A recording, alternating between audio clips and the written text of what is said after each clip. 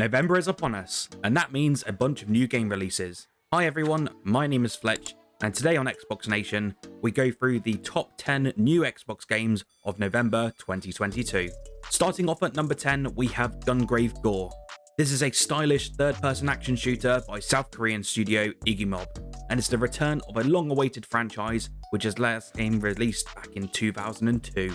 You take on the role of Grave, who is a gunslinger of resurrection and a badass anti-hero of your dreams. The game provides seamless and stylish third-person martial art combat, which is very reminiscent to the fluidity of the Devil May Cry titles, which many fans are very happy to see.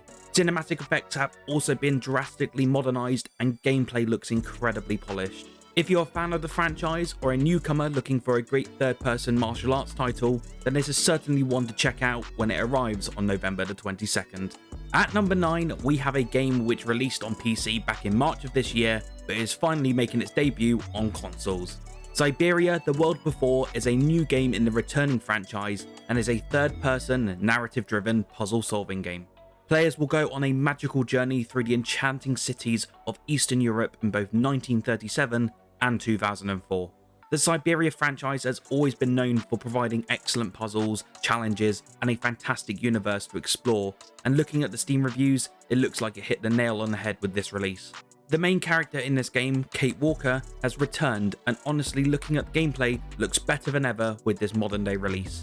If you're looking to solve puzzles, get enchanted, and take on a multitude of riddles, then you can play this game on consoles when it releases on the 15th of November. Our next game at number 8 is the next installment of the incredibly popular Dark Pictures anthology. The Devil in Me is the 4th game in the series so far, and the developers have stated that this is the Season 1 finale, so it's definitely not one to miss.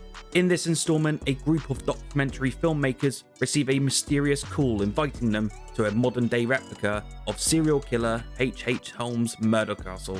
It's an opportunity that's too good to pass up and could be just the thing they're looking for to win some much-needed public interest. As to be expected, once they reach the hotel, things aren't quite what they seem. The crew discover that they are being watched and manipulated, and suddenly much more is at stake. This definitely seems to raise the bar more than any other game in the franchise. Definitely check it out if you want more horror games in your life. Now, at number 7, we have the new installment in the Football Manager franchise.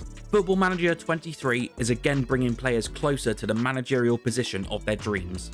This iteration promises to bring even more teams, more licenses, and scouting/recruitment revamps. This time we see the full introduction of the UEFA Champions League, so you can expect distinct cutscenes, music, interviews, conferences, and many more extra awesome features.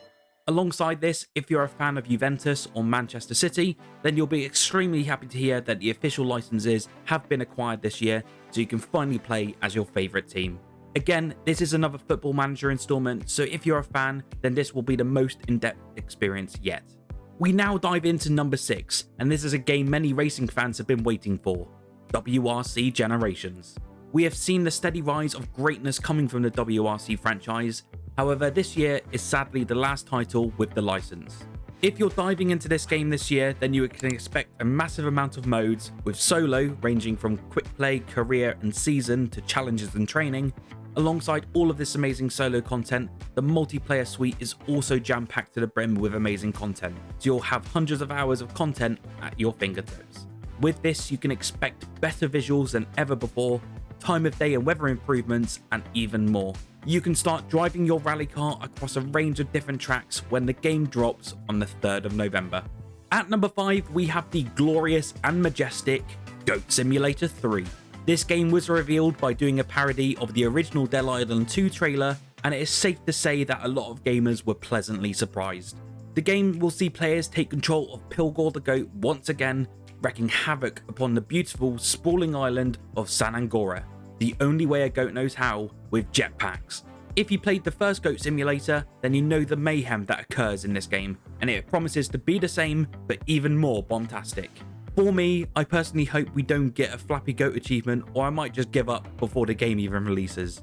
If you're wanting to be a goat, join your friends in Goat Havoc, and bring ultimate destruction to the human race, then you can jump in and play the game when it releases on November the 17th. Our next title is a phenomenal looking one which I'm personally incredibly hyped for.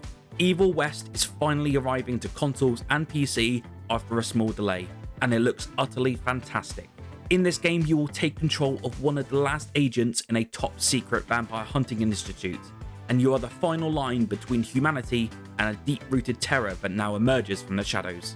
Everything we have seen from this game so far looks utterly insane and outright gore-filled, but boy does it look good.